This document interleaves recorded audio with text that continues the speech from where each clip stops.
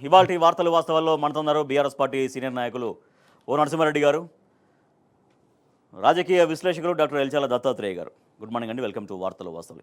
Yes, మన operation Sindoor పైన నా డీజీఎంఓ పూర్తి వివరాలు వెల్లడించారు. ఆపరేషన్ సింధూర్ జరిగినటువంటి తీరు పట్ల లక్ష్యాన్ని ఛేదించాం. ఒక 30-35 మంది సైనికులు దాంట్లో మృత్యువాత పడ్డారు. తర్వాత టెర్రరిస్టులను పూర్తిగా ఏరిపారేసాం. దాదాపుగా కీలకంగా టార్గెట్గా ఉన్నటువంటి ముఖ్యమైనటువంటి టెర్రరిస్ట్ కూడా ఆపరేషన్ సింధూర్లో ఏరిపారేసామంటూ డీజీఎంఓ స్పష్టం చేశారు. నరసింహారెడ్డి గారు, ఆపరేషన్ సింధూర్ జరిగినటువంటి తీరు, అక్కడ అంటే వచ్చినటువంటి రిజల్ట్, దానికి సంబంధించి నిన్న వారు సవివరంగా పేర్కొన్నారు. సో ఆపరేషన్ సింధూర్ ఏం చెప్పింది దేశానికి ఇవాళ? అంటే వాస్తవానికి ఏప్రిల్ 22వ తారీఖు నాడు పెహల్గాంలో భారత టూరిస్టులను 25 మందిని, ఒక నేపాల్ టూరిస్టులు 26 మందిని ఉగ్రవాదులు వచ్చి కాల్చి చంపడం జరిగింది. వాళ్ళ భార్యల ముందే భర్తలను చంపినారు, తల్లుల ముందే కొడుకులను చంపినారు. ఈ చర్యను పూర్తి ప్రపంచం కూడా గ్రహించింది. భారతదేశం మొత్తం కూడా ఏకతాటి మీదకి వచ్చి కులాలు, మతాలు, పార్టీలు, రాజకీయాలు ఏవి లేకుండా భారత సైన్యం ఇమీడియట్గా దీని మీద ఒక సైనిక చర్య చేపట్టాలని ప్రభుత్వానికి కూడా అండగా నిలిచింది. మన వల్ల ఆపరేషన్ సింధూర్ దానికి వ్యతిరేకంగా స్టార్ట్ చేసినారు. 9 ఉగ్రవాద స్థావరాలను కూడా చేసినారు. POKలో ఒక 5, పాకిస్తాన్లో ఒక 4, దరిదాపు 100 మంది హతమైనట్టుగా ఉగ్రవాదులని మనకు స్టేట్మెంట్లు వస్తున్నాయి. ఇదంతా మంచిగానే జరిగింది. తర్వాత ఏదేంది వాళ్ళ విమానాశ్రయంలో కూడా దాడి చేయడం జరిగింది. కరాచీలో, మిగతా రావులపిండి దగ్గర కూడా మన మిజైల్స్ పోయినాయి, కొట్టేసినాం, అంతా అయిపోయింది. సడన్గా ఏమైందో తెలియదు. మరి మొత్తం కూడా దేశమంతా అలా ఆశ్చర్యం అయిపోయినారు. అసలు ఏం జరిగింది ఇంతకు? ఆపరేషన్ సింధూర్లో భారత సైనిక కానీ, భారత రాజకీయ వ్యవస్థ కానీ, భారతదేశ ప్రభుత్వాన్ని ఏం సాధించినట్టు ఇంతకు? ఇది ఏం చెప్పిండు ప్రజలకు? ఉగ్రవాదాన్ని అంతం చేస్తామన్నారు. ఈ మొత్తం యుద్ధంలో ఇప్పుడు జరిగిన ఆపరేషన్ మొత్తం సింధూర్లో 12 మంది సివిలియన్స్ బార్డర్ పొంట ఉన్న వాళ్ళంతా చనిపోయారు. రాజస్థాన్, గుజరాత్ అంతటా కూడా. తర్వాత 5-6 సైనికులు కూడా వీరమరణం పొందినారు. ఇది మన లాస్, మన తరఫున జరిగిన ప్రాణ నష్టంతో పాటు ఇది జరిగింది. అక్కడ ఉగ్రవాద క్యాంపులు చేసినారు. ఈరోజు పాకిస్తాన్ ఉన్న పరిస్థితి ఏంటంటే చాలా చాలా చాలా బలహీనంగా ఉంది పాకిస్తాన్. ఇవాళ మన శత్రువు చాలా. ఇప్పుడు ఉగ్రవాదాన్ని ప్రోత్సహిస్తున్న దేశం పాకిస్తాన్, దీంట్లో ఎవరికి డౌట్ లేదు. ప్రపంచము, అంతర్జాతీయ సంస్థలు, UN సంస్థ పేర్కొన్నది. ఒసామా బిన్ లాడెన్ ఆశ్రయం ఇచ్చింది పాకిస్తాన్, అమెరికా వాళ్ళు కొట్టేసినారు. ప్లస్ పాకిస్తాన్ కూడా అంగీకరించింది. మొన్న జరిగిన చనిపోయిన ఉగ్రవాదుల యొక్క శవపేటికల మీద పాకిస్తాన్ జాతీయ పతాకాన్ని పెట్టి వాళ్ళ సైన్యం మొత్తం కూడా అక్కడ నివాళులు అర్పించింది. వాళ్ళే పత్రికలకు ఇచ్చినారు. నిన్న DGMO అది కూడా చెప్పినారు వాళ్ళు కూడా. నెక్స్ట్ నిన్న ఒక ఆయన సైనిక అధికారి కూడా చెప్పినాడు, పుల్వామా దాడి కూడా మేమే చేసినాం, 40 మందిని పుట్టన పెట్టుకున్నామని వాళ్ళ సైనిక అధికారి చెప్పినాడు. అంటే ఉగ్రవాదాన్ని పెంచి పోషిస్తున్నది పాకిస్తాన్ దేశం అని తేలిపోయింది. అంటే ఉగ్రవాదాన్ని మనం అంతము చేయాలంటే పాకిస్తాన్ మీద సైనిక చర్య మనకు తప్పదు. దీంతోనే కదా మీరు ఆపరేషన్ సింధూర్ మొదలుపెట్టింది. ఒక నిమిషం, దీంతోనే మీరు ఆపరేషన్ సింధూర్ మొదలుపెట్టి దేశం అంతా మీకు మద్దతు ఇచ్చింది. ఇవాళ ఏమొచ్చిందని మీరు ఇమ్మీడియట్గా ఏం సాధించిండ్రని, ఏ పరిణామాలు మనకు అడ్వాంటేజ్ వచ్చిందని మీరు ఇది కాల్పుల విరమణ చేసిండ్రో ప్రభుత్వం చెప్పాలి. ఇది రాజకీయ నిర్ణయం, సైనిక నిర్ణయం కాదు. సైన్యం రెడీగానే ఉంది, కానీ రాజకీయ నిర్ణయం తీసుకున్నారు. దీంట్లో గమనించవలసినవి ఏంటంటే 65లో మనం పాకిస్తాన్తో యుద్ధం చేసినాం, లాహోర్ దానికి కొట్టుకుపోయినారు. 71లో ఇందిరాగాంధీ టైంలో యుద్ధం చేసినాం, అప్పుడు కూడా తీవ్ర నష్టం జరిగింది పాకిస్తాన్కు. 99లో వాజ్పేయి గారి ప్రభుత్వంలో కూడా కార్గిల్ యుద్ధం చేసినాం, అప్పుడు కూడా. అంటే ఈ 3 యుద్ధాలలో పాకిస్తాన్తో జరిగిన దాంట్లో ఒక రిజల్ట్ వచ్చింది. వాళ్ళు ముందుకొచ్చి లొంగిపోయి కాల్పుల విరమణ ప్రకటిస్తామని వాళ్ళు వెనకకు పోయి దేశాన్ని ప్రార్థించిన తర్వాత వదిలిపెట్టింది భారతదేశం. ఇవాళ ఎవరు కాల్పుల విరమణ ప్రకటించినారు? పాకిస్తాన్ లేదు. అలా మన DGMO ఫోన్ చేసిందని చెప్తున్నారు. ఫస్ట్ ట్వీట్ చేసింది అమెరికన్ అధ్యక్షుడు ట్రంప్ ట్వీట్ చేసినాడు. ట్రంప్ ట్వీట్ చేసినాక భారత ప్రభుత్వం పెట్టింది. ఇప్పుడు పోనీ ఆ 26 మందిని చంపిన వాళ్ళని మీరు గుర్తించిండ్రా? లేదు. ఉగ్రవాదాన్ని అంతం చేసే మొత్తం కూడా నేల ఖర్చే విధంగా ఉన్న అవకాశాన్ని ప్రభుత్వం ఎందుకు వదులుకున్నదనేది ఇంతవరకు భారత ప్రజలకు అర్థం కావట్లేదు. నెటిజన్స్ మొత్తం కూడా అదే మాట్లాడుతున్నారు మోడీ గారి మీద. అయ్యా మీరు ఎందుకు వెనక తట్టున్నారు? బలహీనమైన పాకిస్తాన్ కొట్టే అవకాశం ఉన్నప్పుడు, ఉగ్రవాదాన్ని సమూలంగా అంతం చేసే అవకాశం ఉన్నప్పుడు, భారత సైన్యం యొక్క బలము, ఆ చిన్న దేశం, బుడ్డ దేశం, 24 కోట్ల జనాభా, వాళ్ళకున్న సైనిక శక్తి లేదు, వాళ్ళ దగ్గర ఏమీ లేదు. రెండో అంశం, అంతర్జాతీయంగా IMF ఇవాళ 8,500 కోట్లు రిలీజ్ చేసింది పాకిస్తాన్. మరి మోడీ అంత ఫ్రెండ్, మాకు ఇంత ఫ్రెండ్ అంటారు కదా ట్రంప్. IFTA అని ఒకటి ఉంటుంది, ఫైనాన్షియల్ యాక్షన్ టాస్క్ ఫోర్స్ అని ఒకటి ఉంటుంది ఇంటర్నేషనల్గా. వరల్డ్ బ్యాంక్ కానీ IMF కానీ ఫండ్ ఇచ్చేటప్పుడు వాళ్ళకు గ్రే, రెడ్ లిస్ట్ అని ఒకటి పెడతారు. పాకిస్తాన్ గ్రే లిస్ట్ నుంచి రెడ్ లిస్ట్లో పోతుంది. అలా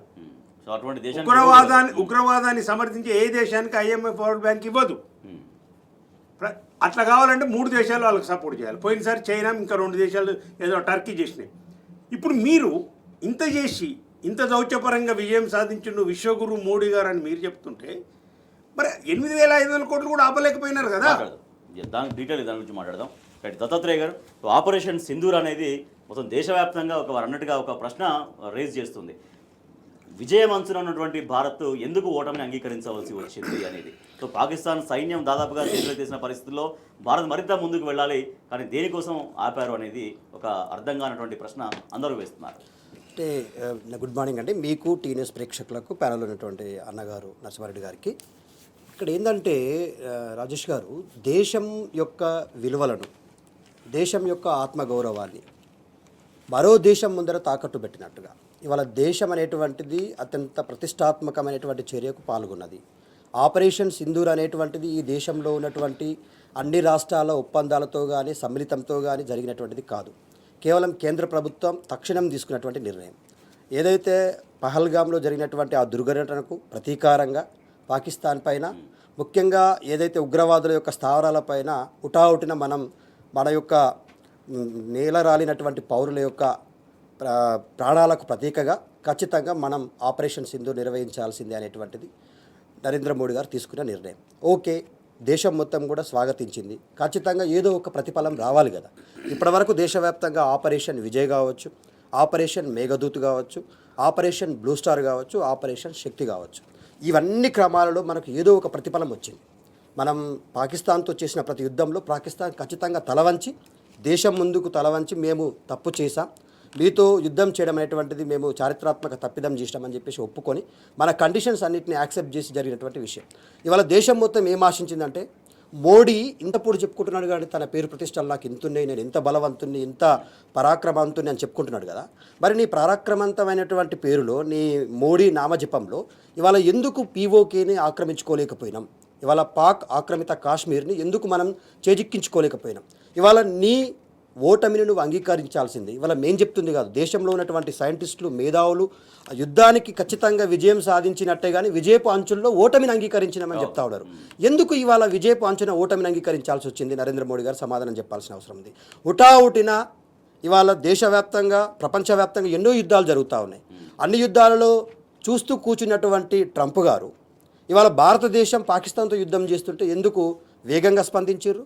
ఇవాళ మా యొక్క దేశ సార్వభౌమత్వాన్ని మీ చేతుల్లోకి ఎందుకు తీసుకున్నారు? ఒకవేళ మీరు తీసుకునే ఉంటే దీని ప్రతిఫలం ఏం జరిగింది? ఇవాళ తక్షణం దేశంలో ఉన్నటువంటి అన్ని పార్టీలతో అఖిలపక్షాన్ని ఏర్పాటు చేయాల్సిన అవసరం ఉంది. యుద్ధ నిర్ణయాన్ని, యుద్ధంలో జరిగినటువంటి పరిణామాలను, యుద్ధంలో నష్టం జరిగిందా, లాభం జరిగిందా, దానివల్ల ఏం సాధించినామో దేశ ప్రజలకు ఊటావుటిన చెప్పాల్సిన అవసరం ఉంది. ఇవాళ దేశంలో ఒక తప్పుడు ధోరణి కొనసాగుతోంది. ప్రజల్లో ఒక తప్పుడు ఆలోచన విధానాన్ని మోడీ అనేటువంటి ఒక ఫాల్స్ మీడియా ఎక్కించింది దేశ ప్రజల్లో. మోడీ అనేటువంటి వాడు యుద్ధం ప్రకటిస్తే దేశం యుద్ధం ప్రకటించినట్టు కాదు.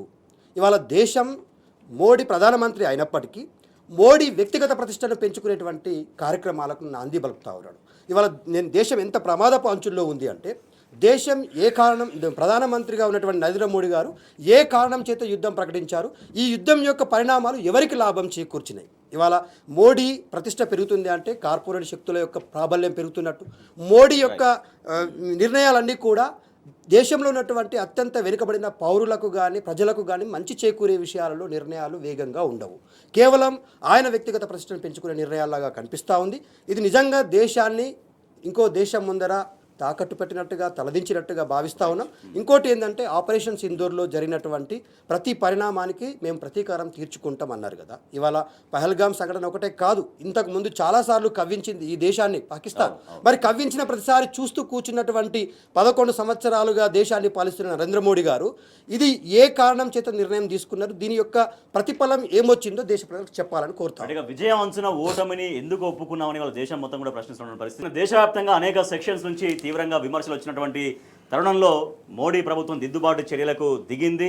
సో ఇప్పటి నుంచి ప్రతి తూటాకు క్షిపణితో బదులిస్తామని పాకిస్తాన్కి గట్టి హెచ్చరిక చేసే విధంగా ఒక ప్రయత్నం అయితే జరిగింది. సార్ నరసింహారెడ్డి గారు, సో నిన్న మళ్ళీ కొంచెం దిద్దుబాటు చర్యలు జరిగినట్టుగా చూడాలా ప్రధానమంత్రి స్టేట్మెంట్స్ చూస్తుంటే. అట్ ద సేమ్ టైం ఇందాక మీరు పాకిస్తాన్కి ఇచ్చినటువంటి IMF ఫండ్స్ గురించి మీరు మాట్లాడుతున్నారు. ఇప్పుడు మోడీ గారు ఏమన్నారంటే యుద్ధం మొదలుగా కాకముందు సైనిక బలగాలన్నిటికీ త్రివిధ దళాలకు కూడా పూర్తి స్వేచ్ఛనిచ్చినామని చెప్పిన రాష్ట్రపతి గారిని కూడా కలిసినారు. ఇది పూర్తి స్వేచ్ఛ కాదు. మరి ఇప్పుడు రాజకీయ నిర్ణయం తీసుకుంది ప్రభుత్వం. చర్చలు అనేది రాజకీయ నిర్ణయం తీసుకున్నారు వాళ్ళు. ఇవాళ 12 గంటలకేమో వాళ్ళు ఫోన్లో మాట్లాడుకోవటం ఏదో జరుగుతుంది.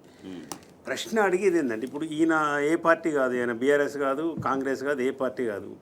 ప్లస్ నేషనల్ డిబేట్లు మీరు చూస్తే రిటైర్డ్ జనరల్స్, రిటైర్డ్ కల్నల్స్ అందరూ కూడా చెప్పేది మాకు అర్థం కావట్లేదు ఎందుకు భారత్ వెనక అడుగు వేసింది. పోనీ ఇప్పుడు 26/11 మన బాంబే పేలుళ్ళకు కానీ మనం కాందహార్ పెట్టి విడుదల చేసిన వాడు మానవ మృగాలు అక్కడ ఉన్నారు కదా, వాళ్ళు సయ్యద్ హఫీద్ కాదు, జైషే మహమ్మద్ కాదు, మిగతా వాళ్ళంతా ఉన్నారు కదా. పోనీ వాళ్ళని అప్పగిస్తామని ఏమైనా చెప్పినారా? ఏమి లేదు. పాకిస్తాన్ ఏం చెప్పింది ఇంతకు? మీరు ఎందుకు కాల్పుల విరమణ ప్రకటించారు అనేది సహేతుకమైన కారణాలు మీరు చెప్పవలసిన బాధ్యత ప్రధానమంత్రిగా మీ మీద ఉంది. ఆ బాధ్యత సైన్యాన్ని కాదు. సైన్యానికి మీరు పూర్తి స్వేచ్ఛ ఇవ్వలేదు. ఇచ్చుండే పరిస్థితులు వేరే తీరుగా ఉండేది. బలూచిస్తాన్ ఉద్యమం జరిగే వాళ్ళు సపరేట్ బలూచిస్తాన్ కోసము ఇప్పుడు ఆల్రెడీ వాళ్ళు 2 టౌన్లు 2 సిటీలను కూడా వాళ్ళు ఆక్యుపై చేసుకున్నారు, స్వాధీనపరుచుకున్నారు సాయుధ దళాలు. ఒకవైపు అది నడుస్తుంది, POKలో ఉద్యమాలు నడుస్తున్నాయి.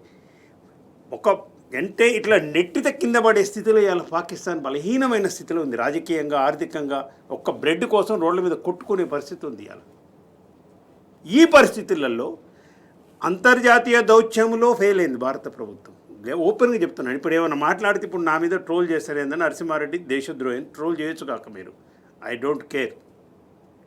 యుద్ధం గురించి మాట్లాడితే దేశద్రోహి అంటే ఏది నీ దేశభక్తి చూపించి అంటున్నా నేను. మీ బీజేపీ ప్రభుత్వం యొక్క దేశభక్తి చూపించండి స్వాములు. అరే యుద్ధం మొదలు పెడతావు, రిజల్ట్ రాకముందే నీకు నువ్వే అంటే మోడీ ట్రంప్ చెప్పిండు కాబట్టి మీరు లొంగిపోయినరా? ఇంకొకటి 1972లో ఇందిరాగాంధీ వర్సెస్ ఆయన బుట్టోకు మధ్య ఒక షిమ్లా ఒప్పందం జరిగింది. 72 షిమ్లాలో జరిగింది. పాకిస్తాన్ మనకు 71 వార్ అయిపోయి బంగ్లాదేశ్ స్వతంత్రం అయిపోయిన తర్వాత అంతర్జాతీయ వాళ్ళతో ఒక ఒప్పందం. ఏంటి షిమ్లా ఒప్పందం సారాంశం అంటే ఈ 2 దేశాల మధ్య ఉన్న ఏ సమస్యనైనా కానీ థర్డ్ మ్యాన్ లేకుండానే ఏదైనా చర్చలు జరగాలి, ఏది జరిగినా కానీ. దట్టు అమెరికా అని రాసినారు. ఆ ఒప్పందంలో క్లియర్గా ఉంది, పొద్దున్న చూసి నేను. దట్టు అమెరికా అని రాసినారు. అమెరికా పేరు కూడా పెట్టినారు దాంట్లో.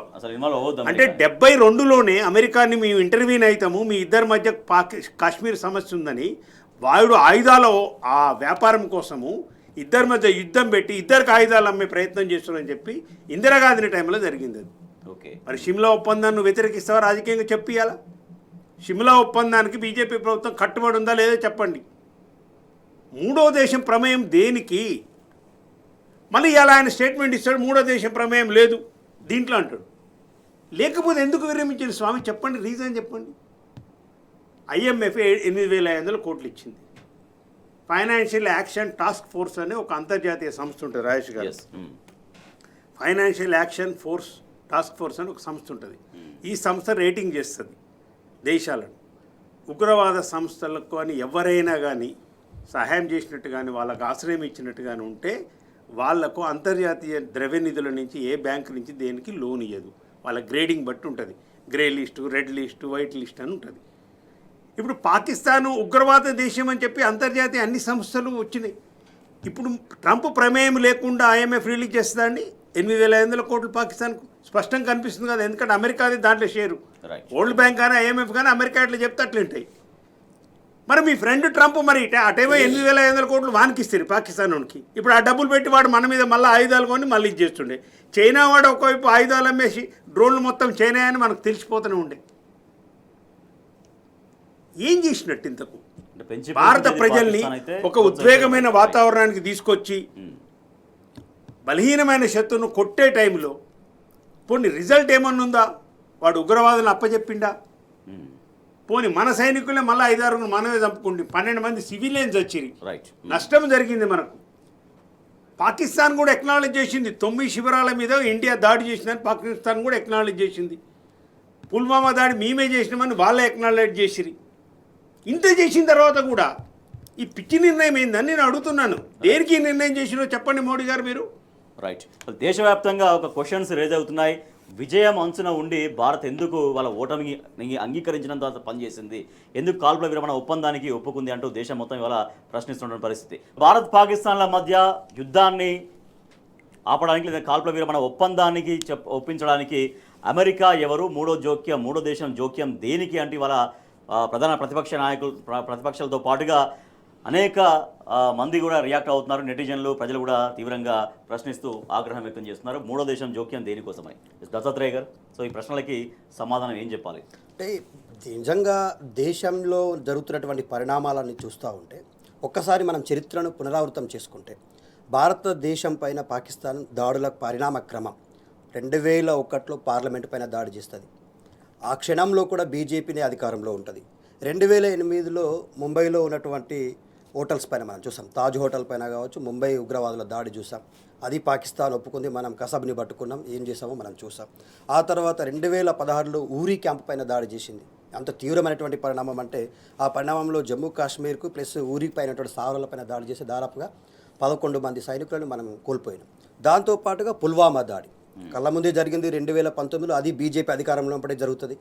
ఇవాళ పహల్గామ్లో జరుగుతున్నటువంటి దాడి కూడా బీజేపీ అధికారంలో ఉన్నప్పుడే జరుగుతుంది. మరి ఇన్ని దాడులు మీ పరిపాలన క్రమంలో జరిగినప్పుడు పాకిస్తాన్తో మీరు యుద్ధాన్ని ప్రకటించినాం, ఆపరేషన్ సింధూర్ అనేటువంటిది ఇవాళ పాకిస్తాన్ భారత్తో తేల్చుకోవడం కోసమే చేస్తున్నాం అన్నప్పుడు మధ్యవర్తిత్వం జరిగిన సందర్భాలు ఉన్నాయి. యుద్ధాన్ని ఆపడం అనేటువంటి, యుద్ధమే అన్ని సమస్యలకు పరిష్కారం కాదు. యుద్ధం వల్ల వచ్చేటువంటి రిజల్ట్ అనేటువంటిది రెండు దేశాలకు కొంత ఎక్కువ, ఒక ఆర్థికంగా బలమైనటువంటి దేశానికి కొంత తక్కువ నష్టం జరిగితే ఆర్థికంగా బలహీనమైనటువంటి దేశానికి చాలా పెద్ద ఎత్తున నష్టం జరగవచ్చు. కానీ ఈ యుద్ధ నీతిలో కానీ యుద్ధ ఒప్పందాల్లో కానీ సాధారణమైనటువంటి పౌరుల యొక్క ప్రాణ నష్టాలు జరగకుండా చూసుకోవాల్సిన బాధ్యత ప్రభుత్వాలపైన ఉంటుంది. అయితే ఈ ఇంతకుముందు అన్నగారు చెప్పినట్టుగా ఒప్పందాలు, మనం తాష్కెంట్ ఒప్పందం చూసుకున్నా, కరాచీ ఒప్పందం చూసుకున్నా, మధ్యవర్తిత్వం ఎవరు చేసిండ్రు, ద్వైపాక్షిక ఒప్పందాలు జరిగినప్పుడు ఏ దేశం మధ్య ఎలాంటి ఒప్పందం జరిగింది, దాని యొక్క ఫలితం ఏమొచ్చింది, దాని నుంచి ఏమేమి మనం సాధించుకున్నాం, భారతదేశం పెట్టిన కండిషన్స్కి పాకిస్తాన్ ఎన్ని అంశాలలో ఒప్పుకుంది, దాని పరిణామ క్రమాలు ఎప్పుడెప్పుడు వాళ్ళు మళ్ళీ ఈ తాష్కెంట్ ఒప్పందాన్ని కానీ లేకపోతే కరాచీ ఒప్పందాన్ని కానీ ఉల్లంఘించిన సందర్భాలు ఎన్ని ఉన్నాయి. పాకిస్తాన్ ఏ రోజు కూడా చాప కింద నీరులా కాదు, డైరెక్ట్గా బహిర్గతంగానే మన యొక్క ఒప్పందాలన్నింటినీ ఉల్లంఘిస్తూ దేశం సార్వభౌమత్వం పైన, దేశ ప్రజలపైన దాడి చేస్తున్న ప్రతిసారి, పార్లమెంటు పైన దాడి అంటే దేశం పైన దాడినే కదా. సో ఇట్లాంటి దాడులు చేసిన ప్రతిసారి యుద్ధం ప్రకటిస్తారు మన వాళ్ళు, మధ్యవర్తిత్వాలు లేకుండానే వాళ్ళుగా స్వయం ప్రకటితంగా సందర్భాలలో చర్చలు జరిపి మేధావులు, జర్నలిస్టులు, ప్రొఫెసర్లు, చాలామంది నిపుణులను దాంట్లోకి భాగస్వాములను చేసి ఈ యుద్ధాన్ని ఆపి దాని యొక్క కండిషన్స్ అన్నిటి కూడా ముందరబెట్టిన డిక్లరేషన్స్ మనం చూస్తాం. కానీ ఈ యొక్క ఆపరేషన్ సింధూర్ అనేటువంటిది ఇవాళ మోడీ గారు ప్రపంచ దేశాల ముందు భారత్ని తలవంచినట్టుగా చేసిండ్రు. ఎందుకంటా ఉన్నామంటే మూడో దేశంగా ఇవాళ ఏదైతే ఇన్వాల్వ్ అయిందో అమెరికా, దాని అత్యుత్సాహం ఏంది, ఇవాళ మనకు పక్కనే ఏ దేశం కూడా మనతో ప్రేమతో లేదు. ఇవాళ బంగ్లాదేశ్ అయినా మన దగ్గరికి హసీనా రావడం వల్ల వాళ్ళు మన మీద గుస్తగా ఉన్నారు. పక్కనే ఉన్నటువంటి చైనా ఎప్పుడు భారత్లో ఉన్నటువంటి మిగతా ప్రాంతాలను, ఈశాన్య రాష్ట్రాలను ఆక్రమించుకోవాలని చూస్తూ ఉంది. సో దేశం ఎక్కడ సురక్షితంగా ఉంది, మీరు దేశాన్ని సురక్షితమైనటువంటి దేశంగా ఉంచాలనుకున్నప్పుడు ఇన్ని దేశాలు మనపైన డేగకడుతో కన్నేసి చూస్తున్నప్పుడు అమెరికా మధ్యవర్తిత్వం వలన సాధించిన విజయం ఏంది, అక్కడికి పంపిస్తున్న ఆయుధాలు ఎవరు, పాకిస్తాన్లో ఉన్నటువంటి ఆ ఉగ్రవాద స్థావరాలకు నిధులు ఎవరు ఇస్తూ ఉన్నారు, వాళ్ళకి ఆయుధాలు ఎవరు సప్లై చేస్తూ ఉన్నారు? ఇవాళ మన భారతదేశం పైన జరిగిన దాడుల్లో అక్కడ నుంచి వచ్చినటువంటి క్షిపణుల్లో ప్రతిదీ కూడా ఇతర దేశాలు సహకరించినవి. చైనా నుంచి వచ్చినటువంటిది మెజారిటీ 80% ఆఫ్ ద ఆయుధాలు చైనా సప్లై చేసింది. మరి ఏం సాధించావు నరేంద్ర మోడీ గారు? స్వయంగా ఉగ్రవాదాన్ని పాకిస్తాన్ పెంచి పోషిస్తుంటే అమెరికా లాంటి అగ్రదేశం ఏమో ప్రోత్సహిస్తూ వాళ్ళకి అవసరాలు ఉన్నప్పుడు వాడుకుంటారు. పాకిస్తాన్లో ఉన్నటువంటి ఉగ్రవాద స్థావరాలను కానీ ఉగ్రవాదులను కానీ ఏ దేశం యొక్క సార్వభౌమత్వాన్ని డ్యామేజ్ చేయాలన్నా అమెరికా లాంటి దేశం చాప కింద నీరులాగా వాళ్ళని వాడుకొని వాళ్ళ యొక్క అంటే అప్పర్ హ్యాండ్ని చూపించే ప్రయత్నం చేస్తారు. సో ఇక్కడ ఏంటంటే ఏది ఏమైనప్పటికీ కూడా దేశంలో ఉన్నటువంటి అంతర్గత సమస్యలన్నింటినీ అంతర్రాష్ట్ర సమస్యలైనా అంతర్జాతీయ సమస్యలైనా కూడా ఈ దేశంలో ఉన్నటువంటి ప్రతిపక్ష పార్టీల ప్రమేయం లేకుండా తీసుకోవడం అనేటువంటి ముమ్మాటికి తప్పు. ఎందుకంటే ప్రతిపక్షాలు కూడా ఈ దేశంలో భాగస్వాములు అయి ఉన్నారు. ప్రభుత్వాల్లో భాగస్వామ్యం కానంత మాత్రాన ప్రజల నిర్ణయాలకు వాళ్ళు అమోఘమైనటువంటి వాళ్ళే. కాబట్టి ఖచ్చితంగా ఈ అన్ని అంశాలకు పరిగణలోకి తీసుకోవాలని విజ్ఞప్తి చేస్తారు. ఆర్ఎస్ఎస్ నుంచి ఒక ప్రకటన వచ్చింది నిన్న. వీరి మాతృ సంస్థ ఏదైతే ఉందో ఆర్ఎస్ఎస్ నుంచి ఒక ప్రకటన వచ్చింది. సైనిక పాఠవాన్ని సైనికులకు వాళ్ళు అభినందనలు చేసి మోడీకి సంబంధించి ఒక్క మాట కూడా లేదు. ఇప్పుడు దీంట్లోనే మనకు అర్థమవుతుంది ఏంటంటే మోడీ తీసుకున్న నిర్ణయాన్ని ఆర్ఎస్ఎస్ డైరెక్ట్గానే తప్పుపట్టింది. కాల్పుల వీరమైన తప్పు అని ఆర్ఎస్ఎస్ కూడా భావిస్తున్నట్టుగా చెప్పింది. ఇదే ఆర్ఎస్ఎస్ 71లో బంగ్లాదేశ్ విముక్తి కోసం ఇందిరాగాంధీ చేసిన యుద్ధాన్ని ఇందిరాగాంధీని కాళికా మాప్తో పోల్చినారు. ఎవరు అధికారంలో ఉన్నా కానీ ఆర్ఎస్ఎస్ స్వభావం పాకిస్తాన్ అంటే మన శత్రువు అనే దాంట్లో ఏదైతుందో ఇలా నీ మాతృ సంస్థే నిన్ను పొగటం లేదు. సైన్యానికి ఇచ్చిన క్రెడిట్ నీ నిర్ణయం తప్పు అనేది అలా ఆర్ఎస్ఎస్ కూడా భావిస్తున్న మాట వాస్తవం. పాకిస్తాన్ అనేది ఏంటండి వాస్తవంగా ఆలోచిస్తే దేశ ప్రజలు కూడా ఆలోచించారు. పాకిస్తాన్ ఏంటి? మనతో పాటు విడిపోయిన ఒక దేశం. ఇస్లామిక్ స్టేట్గా పాకిస్తాన్ ఉండి మత గ్రంథాల ఆధారంగా చేసుకొని మాకు రాజ్యాంగం వద్దు, సైనిక దీనికే ఉంటుంది, ఇక్కడ డెమోక్రసీ అవసరం లేదని వాళ్ళ ప్రయాణం కొనసాగించారు. రిజల్ట్ మనం చూసిన ఎంత దారుణంగా ఉందనేది. ఇవాళ భారతదేశం నుంచి ఒక సత్యనాదెల్ల ఒక సుందర్ పిచ్చై ప్రపంచంలో ఏంది భారతదేశం గురించి అలా మీరే చెప్తున్నారు. 5th ఎకానమీ అని లార్జెస్ట్ ఎకానమీ సాఫ్ట్వేర్లో మిగతా అన్నిటిలో భారతదేశం నుంచి పోయిన వాళ్ళే. మరి పాకిస్తాన్ నుంచి పోయిన వాళ్ళు ఎవరుండ్రు? ఒక టెర్రరిస్ట్ ఉంటాడు, ఒక హఫీజ్ ఉంటాడు, ఒక మసూద్ ఉంటాడు, ఇంకోడు ఉంటాడు. ఉగ్రవాదాన్ని పెంచి పోషించి తను పెంచిన సైతానికి ఇలా తనే బలవుతున్న పరిస్థితి ఉంది పాకిస్తాన్ని. ఏ ప్రపంచ దేశం కూడా పాకిస్తాన్ ప్రశంసించడం లేదు కదా. భారత్ని అన్ని దేశాలు ప్రశంసిస్తున్నాయి. భారత్ గొప్ప అంటున్నారు. ఎంతోమంది టెక్నికల్ మనం తయారు చేసినాం, ఇక్కడ ఎన్నో ఎక్స్పోర్ట్ చేస్తున్నాం, ఎంతో ఇంపోర్ట్ చేస్తున్నాం. జీవిత ప్రమాణాలు పెరిగినాయి గత 75 సంవత్సరాల్లో. అట్లాంటి ఒక పిచ్చి దేశంతో నువ్వు కాల్పుల విరమణ ఏ గ్రౌండ్ మీద చేసినావు అనేది మోడీ గారు ఇంతవరకు వివరించలేదు. ఉగ్రవాదుల ఫ్యాక్టరీగా పాకిస్తాన్ ఉంది, ఇది వాస్తవం. ఇంకోటి, భారత్కి అన్ని దేశాలు మద్దతు తెలియజేసినాయి. ప్రతి దేశం, ప్రపంచంలో ఉన్న ప్రతి దేశం మద్దతు తెలియజేసినాయి. ఒక టర్కీ, మిగతా 2-3 తప్పితే. మరి అట్లాంటి దాన్ని ఉగ్రవాదం ఏ దేశానికి ప్రమాదం కాదు ఇవాళ ప్రపంచంలో? అమెరికా చూసినాం మనం ఎట్లా చేసింది ఉగ్రవాదం యొక్క. ఒసామా బిన్ లాడెన్, అల్-ఖైదా ఎట్లా చేసింది అనేది. ప్యారిస్, యూరోప్లో కూడా అన్నింటిలో పేలుళ్ళు జరిగినాయి, అంతమంది చనిపోయినారు. ఇప్పుడు చైనా కూడా ముప్పు ఉంది. చైనా కూడా వీళ్ళని సపోర్ట్ చేస్తున్నారు. చైనా కూడా ముప్పు వస్తుంది రేపు. నేను ఏమంటున్నా, ఇప్పుడు ప్రపంచ మానవాళికి ముప్పుగా ఉన్న ఉగ్రవాదాన్ని పెంచి పోషిస్తున్న పాకిస్తాన్ మీద, ఒక చిన్న దేశం మీద ఒక్క రోజుల ఖతమయ్యే యుద్ధాన్ని పర్మనెంట్గా ఇది ఉగ్రవాదాన్ని రూపుమాపే అవకాశము మోడీ ప్రభుత్వానికి ఉన్నప్పుడు ఎందుకు మీరు కాల్పుల విరమణ ప్రకటించినారో మీరు దేశ ప్రజలకు చెప్పవలసిన అవసరం ఉంది. నెంబర్ 1. నెంబర్ 2, ప్రాతిపదిక ఏందో కూడా చెప్పాలి. ఇప్పుడు వాళ్ళ ఖైదీలను అప్పచెప్పి ఆ ఉగ్రవాదులు మనకు అప్పచెప్పినారు. లేదు కాల్చిన వాళ్ళు ఆ 4-3 వాళ్ళని తెచ్చి అప్పచెప్పినారు. అరే మనము 2019లో జరిగిన దాంట్లో సర్జికల్ స్ట్రైక్ అని మీరు ఇంత గొప్పలు చెప్పుకుంటే మన వాడిని విడిపించుకోవడానికి, అభినవ్ని విడిపించుకోవడానికి నానా తంటాలు పడాల్సి వచ్చింది.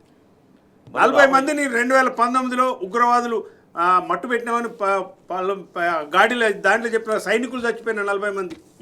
ఏది మీ ప్రతీకారం? ఏది మీ చర్య? ఏంది? ఏమి లేదు. అంటే ప్రాతిపదిక లేకుండా కాల్పుల విరమణ జరిగింది. ఇప్పుడు దిద్దుబాటు కోసం ఒక బుల్లెట్ వస్తే మేము మొత్తం అది చేస్తాం, ఇది చేస్తాం అంటున్నావు. ఈ డైలాగులు బంద్ చేయండి దయచేసి.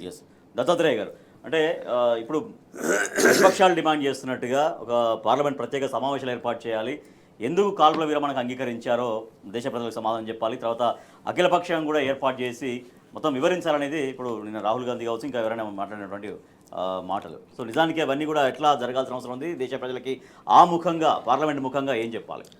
ఇది ఖచ్చితంగా ఇప్పుడు దేశం యొక్క ప్రతిష్టకు సంబంధించినటువంటి అంశం ఇది. దేశంలో జరిగినటువంటి ప్రతి పరిణామ క్రమాన్ని కూడా దేశ ప్రజలకు, దేశంలో ఉన్నటువంటి ప్రతిపక్ష పార్టీలకు ఖచ్చితంగా ఏం జరిగింది, ఏ నిర్ణయం చేత, ఏ కారణం చేత ఇవాళ మోడీ అమెరికా మధ్యవర్తిత్వాన్ని అంగీకరించారు, ఒకవేళ ఆపరేషన్ సింధూర్ తీసుకోవాలన్నటువంటి నిర్ణయాలేంటి, ఏ క్షణంలో ఆపరేషన్ సింధూర్ అనేటువంటి నిర్ణయాన్ని దేశం తీసుకోవాల్సి వచ్చింది, ఇవాళ త్రివిధ దళాల యొక్క విజయం ఏమేం సాధించింది, అక్కడ ఉన్నటువంటి ఏ స్థావరాలపైన దాడి జరిగింది, దేశానికి జరిగిన నష్టం ఏంటి, మీరు ఉపయోగించినటువంటి క్షిపణులు ఏంటి, ఇవాళ ఈ యుద్ధం అనివార్యతకు కారణాలు ఏంటి, ఏ కారణం చేత ఇవాళ యుద్ధం రావాల్సి వచ్చింది, ఒకవేళ పహల్గాం దాడియే కారణమా, గతంలో జరిగిన అన్ని దాడులకు ప్రతీకారమా, లేకపోతే పీఓకేని ఖచ్చితంగా ప్రాక్ ఆక్రమిత కాశ్మీర్ని మన చేతుల్లోకి తీసుకోవడమే మేము లక్ష్యమా, ఇవన్నిట్లో ఇప్పటి వరకు మీరు సాధించిన విజయం ఏంది, మీరు ఒకవేళ పాకిస్తాన్ నుంచి పీఓకేలో ఎంత భాగాన్ని ఆక్రమించుకోగలిగాం, కేవలం అప్పట్లో సర్జికల్ స్ట్రైక్ చేసి మేము కూడా ఆయుధాల వినియోగంలో నంబర్ 1గా ఉన్నామని చెప్పి మోడీ చూసిన అర్ధరాత్రులు పాకిస్తాన్ పైన సర్జికల్ స్ట్రైక్ చేశాడంటే చాలా మోడీ ధైర్యవంతుడు. నీ ప్రతిష్ట పెంచడం కోసం నిర్ణయాలు తీసుకోవద్దు, దేశ ప్రతిష్టను, దేశ సార్వభౌమత్వాన్ని కాపాడడం కోసం, దేశ ప్రజల ప్రాణాలను కాపాడడం కోసం నువ్వు ఏ నిర్ణయం తీసుకున్నా కూడా దేశం మంచి కోసం తీసుకుంటే బాగుంటుంది తప్ప నీ వ్యక్తిగత ప్రతిష్టను పెంచుకోవడం కోసం నిర్ణయాలన్నీ కూడా దేశానికి పెను ప్రమాదంలోకి నెట్టేసే అవకాశం ఉంటుంది. ఖచ్చితంగా అఖిల పక్షాన్ని ఏర్పాటు చేయాలి, పార్లమెంటరీ సమావేశం ద్వారా నీ జరిగినటువంటి ప్రతిక్రమాన్ని వివరించాల్సిన అవసరం. ఇప్పుడు ట్రంప్ ప్రకటన చూడండి, అక్కడ భారత్ పాక్తో కలిసి పనిచేస్తాం అంటే ఇప్పుడు పాకిస్తాన్ ఉగ్రవాద దేశం అని నువ్వు గుర్తిస్తున్నా, అమెరికా గుర్తించిన ఫస్ట్ చెప్పాలి. లేకపోతే మీరు ఒసామా బిన్ లాడెన్ పాకిస్తాన్లో పోయి ఎందుకు చంపినారు, నైట్ ఆపరేషన్ చేసి అని చంపి సముద్రంలో వేసింది. మీ దేశంలో జరిగిన WTO టవర్స్ యొక్క దాడి ఏంటిది అంటే ఇప్పుడు ఏంది, అమెరికా అనేది ద్వంద్వ ప్రమాణాలు పాటిస్తుందని స్పష్టంగా అర్థమవుతుంది. అమెరికా ఇంతవరకు ఎప్పుడైనా కానీ రాజేష్ గారు ఒక్కడు గుర్తుపెట్టుకోండి, కాశ్మీరు భారత్లో అంతర్భాగం, అసలు పిఓకే కూడా మనదే. యాక్చువల్గా 1948లో ఉద్యమం చేసి అది ఇంతవరకు విడిపించుకోలేకపోయాను. కాశ్మీరు భారత్దే అని ఒప్పుకోనోడు ఒక దేశం ఏంటంటే అమెరికా. కాశ్మీర్ సమస్య ఇద్దరి మధ్య సమస్యని పరిష్కారం చేస్తూ ఉంటాడు. అరే నా దేశంలో అది కాశ్మీర్ భాగము, నా రాష్ట్ర అసెంబ్లీ ఉందాడా, ఎన్నికలు ఉన్నాయో, ముఖ్యమంత్రి ఉన్నాడు. అంటే కాశ్మీర్ భారత్లో భాగము కాదన్న అమెరికాతో ఇప్పుడు మీరు ఏమంటారంటే వాళ్ళ డైరెక్షన్లో మేము కాల్పుల విరమణ చేసినాం అంటాడు. ఫస్ట్ అమెరికాను కాశ్మీరు భాగంలో ఇండియాలో భాగమని ఒప్పుకోమనండి, మీరు చేయండి, మీరు ఆ దౌత్యం చేయండి. మోడీ గారు ఇద్దరితోనే ఏందండి వాడు చేసేది, అమెరికా వాడు చేసేది ఏంటి? ఉగ్రవాద దేశం అని నువ్వే చెప్తుంటావు. ఫండ్స్ ఇస్తుంటారు, వాళ్ళకు డబ్బులు ఇస్తుంటారు, ఆ డబ్బులు పెట్టి ఆడ ప్రాజెక్టులు కట్టాడు వాడు, ఒక ఐఐటీ కట్టాడు, ఏం కడతాడు, మళ్ళీ ఉగ్రవాదులు పెంచి పోషించి వాళ్ళు శిబిరాలు పెట్టి మళ్ళీ భారత్ టార్గెట్ అమాయక ప్రజల్ని చంపటం అనేది పాకిస్తాన్ చేస్తున్న పని. అమెరికాలో కూడా అమాయకుల్ని చంపారు కదా. అయినా కానీ భారత్ పాక్తో కలిసి పనిచేస్తాం. ఏంటండి కలిసి పనిచేసేది చెప్పండి, ఈ మాత్రం క్లారిటీ ఉండదా? ఒక సామాన్య ప్రజలకు, మామూలు ప్రజలకు, భారత ప్రజలకు ఉన్న క్లారిటీ ప్రధానమంత్రి మోడీకి లేదా? రైట్, ఎందుకు లేదని నేను అడుగుతున్నా. ఎందుకు మీరు అంత క్లారిటీగా ఉండరు? ఉగ్రవాద దేశంగా ఉన్న పాకిస్తాన్ని అమెరికా గుర్తించి అక్కడ ఒసామా బిన్ లాడెన్ చంపిన దేశాన్ని వానికి స్థావరం ఇచ్చి వానికి ఏంది ఆశ్రయం కల్పించిన పాకిస్తాన్ని మీరు ఎందుకు ఇంకా భారత్ను పాకిస్తాన్ ఒకే ఘాట కడుతున్నారు? అంటే భారత్ పాకిస్తాను ఒకే లైన్లో ఉన్నాయని కదా ఇప్పుడు ట్రంప్ ఉద్దేశం. అమెరికా పాకిస్తాన్ని వేరుగా చూడటం లేదు, భారత్ని వేరుగా చూడటం లేదు. చూడడంతో వాని యొక్క డైరెక్షన్లా మీరు కాల్పుల విరమణ చేసినంటే ఎంత సిగ్గుచేటు. మోడీ గారు ఆలోచన చేయండి. సో రెండు దేశాల పట్ల అమెరికా స్పష్టమైన వైఖరి ఏంటో ముందు చెప్పిన తర్వాత కదా చర్చల. అసలు కాశ్మీర్ ఇండియాలో భాగమని ఫస్ట్ అమెరికా గుర్తించాలండి. ఇది ఎక్కడ తోడ్పడి నాకు అర్థం కాదు. రాజేష్ గారు, ట్రంప్ అనేటువంటి వ్యక్తి కావచ్చు, అమెరికాకు బాధ్యత వహిస్తున్నటువంటి యాజ్ ఎ ప్రెసిడెంట్గా ట్రంప్ గారి ధోరణి ఖచ్చితంగా కాశ్మీర్ ఏ దేశంలో భాగం అనేటువంటిది ఫస్ట్ చెప్పాల్సిన అవసరం ఉంది. కాశ్మీర్ సమస్య ఇవాళ దేశానికి మనకు నిజంగా చెప్పాలంటే అత్యంత ఎక్కువగా రక్షణ రంగం యొక్క నిధులు కావచ్చు, రక్షణ రంగం యొక్క అంశాలు కావచ్చు, ఎక్కువ శాతం మనం కాశ్మీర్ పైననే పెట్టాల్సి వస్తుంది. దేశానికి 1947 నుంచి 2026-24 వరకు ఇవాళ దేశంలో ఉన్నటువంటి అత్యంత ఎక్కువ నిధులు మనం కేటాయిస్తున్న రంగం ఏదంటే రక్షణ రంగం. ఈ రక్షణ రంగంలో అత్యంత ఎక్కువగా మనం ఈ పీఓకే బార్డర్లోని మనం సైనికులను కావచ్చు మిగతా వాళ్ళని కాపాడడం కోసం చేస్తున్నప్పుడు కశ్మీర్ ముమ్మాటికి భారత్లో భాగమే అని ఎందుకు అమెరికా అధ్యక్షుడు ముక్త కంఠంతో అంగీకరించట్లేదు? ఈ కశ్మీర్ సమస్యను ఒక బూచిగా పెట్టి పాకిస్తాన్ భారత్ మధ్య నిరంతరం ఈ యుద్ధం కొనసాగాలి, ఈ పరిస్థితులే కొనసాగాలనేటువంటిది అమెరికా యొక్క ఉద్దేశం అనేటువంటిది స్పష్టమైంది. కాబట్టి నిజంగానే నరేంద్ర మోడీ గారికి అంత స్నేహమే ఉంటే ట్రంప్ గారితో ఖచ్చితంగా పాకిస్తాన్ ఈ జమ్మూ కాశ్మీర్ విషయంలో జోక్యం చేసుకోవద్దు, కాశ్మీర్ను ఖచ్చితంగా వదిలేయాలి. ఈ కాశ్మీర్ విషయంలో స్పష్టంగా కుండబద్దలు కొట్టినట్టుగా వాళ్ళ నిర్ణయాన్ని చెప్పాల్సి ఒక విషయం, F-16 విమానాలు అమెరికా పాకిస్తాన్కి అమ్మింది. అమ్మేటప్పుడు ఒక కండిషన్ ఏం తెలుసా? దాన్ని కేవలము తీవ్రవాదుల మీదనే ప్రయోగించాలి, ఉగ్రవాదుల మీద ప్రయోగించాలి, భారత్ మీద ప్రయోగించొద్దు అనేది కండిషన్. ఇప్పుడు F-16 కూలిపోయింది అనేది ఇప్పుడు వచ్చిందిగా వార్త వచ్చింది. ఇంతకుముందు పుల్వామా దాడి జరిగినప్పుడు 2019లో మనం చేసిన సర్జికల్ స్ట్రైక్లో కూడా F-16 వాడినని తెలిసిపోయింది కదా. రష్యా నుంచి మనము S-400 ఇవాళ మన ఏదైతే డ్రోన్లను కూలుస్తున్న ఇది ఉందో అది కొనొద్దని చెప్పి అమెరికా మన మీద తీవ్ర ఒత్తిడి చేసింది, రష్యా నుంచి కొనొద్దని. భారత్ మొదటి నుంచి కూడా అలీనోద్యమానికి పెట్టింది పేరు, మనం శాంతియుతమైన దేశం, మనం ఎవరిని కూడా ఆక్రమించుకోవాలనుకోడు. కానీ మన మీద ఎవరు దాడి చేసినా కానీ మనం ఎదుర్కొనే సత్తా మనకుంది అనేది మొదటి నుంచి భారత్ ఎప్పుడు అవకాశం వచ్చినప్పుడు ఎందుకో మోడీ గారు మరి పోనీ వ్యక్తిగత ప్రతిష్ట అనుకుందాం, మరి దేశ ప్రతిష్టలు నీ వ్యక్తిగత ప్రతిష్ట పెంచుకున్నావు కానీ దేశ ప్రతిష్ట ఎందుకు దిగదారుస్తున్నావు అని అడుగుతున్నాం. ప్రజలకు అంటే నియోజకవర్గాలకు సంబంధించి 10 కోట్లు ఇస్తాం ఒక్కొక్క నియోజకవర్గానికి అని సీఎం రేవంత్ రెడ్డి ముఖ్యమంత్రి అనే కొత్తలో ఆర్భాటంగా ప్రకటించేశారు. కానీ నియోజకవర్గానికి ఎటువంటి నిధులు రాకపోవడంతో ఇవాళ ఎమ్మెల్యేలు, ప్రధానంగా అధికార పార్టీ ఎమ్మెల్యేలు ప్రజలకి ముఖం చూపించలేని పరిస్థితి అంటూ వాళ్ళు అంతర్మదనం పడుతున్నారు, వాళ్ళు ఆగ్రహం వ్యక్తం చేస్తున్నారు. ఇప్పుడు ప్రజల్లోకి గ్రామాల్లోకి కూడా రానివని పరిస్థితులు వస్తాయంటూ వాళ్ళు ఆవేదన వ్యక్తం చేస్తున్నారు. నరసింహారెడ్డి గారు, ప్రజల్లోకి ముఖం చెల్లట్లేదు వెళ్ళడానికి అనేది కాంగ్రెస్ ఎమ్మెల్యేలు మాట్లాడుకున్నటువంటి మాటలు. కాంగ్రెస్ ఎమ్మెల్యేలకు నియోజకవర్గాలలో పోయి ప్రజలతోని ఉండే సంబంధాలు మొత్తం పోయినా, ఎక్కడ పోయినా ప్రజలు నిలదీస్తున్నారు, మంత్రుల్ని నిలదీస్తున్నారు. తుమ్మల నాచన నిలదీసిండ్రు, జూపల్లి నిలదీసిండ్రు. రేవంత్ రెడ్డి ఆయన నియోజకవర్గం పోక ఇప్పుడు 6 నెలలు దాటిందో 7 నెలలు అయిపోయిందో ఇంతవరకు పోలే. లగచర్ల భూమి ఇష్యూ ఏదైతే గిరిజనుల రైతులు తీసిపోయి జైల్లో పెట్టిన తర్వాత ఇంతవరకు ఆయన నియోజకవర్గాన్ని పోలే. ఆయన ఇక నేను రాను, మా తిరుపతి రెడ్డి కూడా చూసుకుంటాడని అది కూడా చెప్పేసింది. ఒక్క CDF ఫండ్సే కాదు రాజేష్ గారు, అసలు ప్రజల్లో ముఖం చెల్లని పరిస్థితి కాంగ్రెస్ ప్రతి ఎమ్మెల్యేకు కాంగ్రెస్ ప్రభుత్వానికి వచ్చింది. అలా ఎందుకు వచ్చింది అంటే మీరు 100 రోజుల్లో అమలు చేస్తామన్న 6 గ్యారంటీలు 13 పథకాలలో ఒక్క పథకం కూడా సంపూర్ణంగా ఇంతవరకు అమలు కాలేదు. ఏ గ్యారంటీ సంపూర్ణంగా అమలు కాలేదు. రుణమాఫీ అరకొర చేసినారు, పోతే రైతులు అడుగుతున్నారు నాకు 2 లక్షలే కానీ నాది 1,30,000 ఉందని. 2-3 రైతులు, ఒక ఆయన అయితే మహబూబ్నగర్లో ఆయన బ్యాంకులే చనిపోయినాడు పాపం. రైతు భరోసా కేసీఆర్ 10,000 ఇస్తాము, మేము 15,000 ఇస్తాము, అది కూడా 2 కార్లు కాదు 3 కార్లు ఇస్తామని నా మీరు ఓట్లు వేసిరి, వాళ్ళు ఓట్లు వేయించుకొని అధికారంలోకి వస్తుంది. ఇవాళ ఏమైంది, 3 ఎకరాలు దాటలేదు, 3 ఎకరాలకు ఇంతవరకు రైతు భరోసా లేదు. మరి పోయి ఒక మీటింగ్ పెడదాము, ఎమ్మెల్యేలు పోయి ప్రజలతో కలుద్దామంటే 70% మంది ఉంది రైతులేనా, పోగానే అడుగుతుండ్రి, గల్లబట్టుకొని అడుగుతుండ్రి ఏమైందా మా రైతు భరోసా ఎడిపోయిందా ఎమ్మెల్యే గారని ఆయన అడుగుతుండ్రి. పోనీ మహిళలతో మీటింగ్ పెడదాం, వీళ్ళకి ఉచిత బస్సు ఇచ్చినాం కదా అని మహిళల సోదరి మళ్ళీ మీటింగ్ పెట్టారు. పోగానే అడుగుతున్నారు మా 2,500 ఎడిపోయినా ఏం చేస్తున్నారు, 16 నెలలు 17 నెలలు అయిపోయింది వాళ్ళు అడుగుతుండ్రి. ఇక ఈ లద్దొద్దు ముసలోళ్ళు అయితే మనం చెప్పినట్టు ఏంటంటే ముసలోళ్ళని పిలుద్దామని ముసలోళ్ళ మీటింగ్ పెట్టింది, వృద్ధుల మీటింగ్.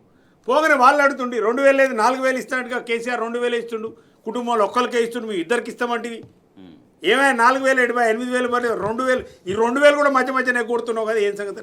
ఇక ఎవరితో కలవాలి మీరు చెప్పరు. ఇక పోనీ విద్యార్థులు యువకులు వాళ్ళ పాపం వాళ్ళకి ఉద్యోగాలు ఇస్తాం, 2 లక్షల ఉద్యోగాలు సంవత్సరానికి ఇస్తాం జాబ్ క్యాలెండర్ అని వాళ్ళకి ఇచ్చి మొండి చేయ చూపెడుతుంది. ఈ రాజు యువ వికాసం అని పెట్టారు, అది మొండి చేయ అయిపోయా. స్కూటీలు ఆడపిల్లలకి ఇస్తామంటే అది మొండి చేయ అయిపోయా. కళ్యాణ లక్ష్మి లేదు, పేద ప్రజలు బంగారం వేసుకోవద్దా, కేసీఆర్ పేద పిల్లలు అంటే కాదు నేను తులం బంగారం ఇస్తా అంటే అసలు కళ్యాణ లక్ష్మికే లేదా. ఏ హామీ నువ్వు నెరవేర్చాలని ప్రజల దగ్గరికి పోవాలంటే ఏం చేయాలి? ఇది ఈ వార్త. ఒక్కొక్క నియోజకవర్గాన్ని 10 కోట్లు CDF ఇస్తుంది. కేసీఆర్ అంతకుముందు 5 కోట్లు ఇచ్చి నేను 10 కోట్లు ఇస్తాను అంటే కాన్స్టిట్యున్సీ డెవలప్మెంట్ ఫండ్ CDF. అంటే అక్కడ ఉన్న ఎమ్మెల్యేకు ఆ నియోజకవర్గంలో అత్యవసరంగా ప్రజలకు ఉన్న దాంట్లో ఈ 10 కోట్లు ఆయన ప్రకారం ఖర్చు పెట్టుకోవచ్చు. కలెక్టర్ లెటర్ 10 కోట్లు కాదు 10 పైసలు కూడా రాలే. ఈయన ఈ 10 కోట్లు వస్తాయని ఆ నియోజకవర్గం ఎమ్మెల్యే ఆడబోయి ఈడ రోడ్డు వేపిస్తా, ఈ స్కూల్ కాంపౌండ్ వాళ్ళు కట్టిస్తా, ఈడ అది చేపిస్తా అని ఈయన 10 కోట్ల మంది ఆడబెట్టుకొని వచ్చి ముఖ్యమంత్రి చెప్పారు కాబట్టి వస్తాయి కదా అనుకుంటారు కదా. ఇంకోటి ఇంతకుముందు 5 కోట్లు రెగ్యులర్గా కేసీఆర్ గారు ఉన్నప్పుడు ఎమ్మెల్సీలకు ఎమ్మెల్యేలకు అందరికి ఇచ్చి రెగ్యులర్గా ఆ లెక్కలు వస్తాయని ప్రజలు కూడా అనుకుంటారు కదా. అంతే ఆ 10 కోట్లు వస్తాయని ఈయన ఒక ప్రామిస్ చేస్తాడు, ఈడికి చేపిస్తే ఈ ఊరికి అంటాడు. ఈ 10 కోట్లు రావాయి వీని ప్రామిస్.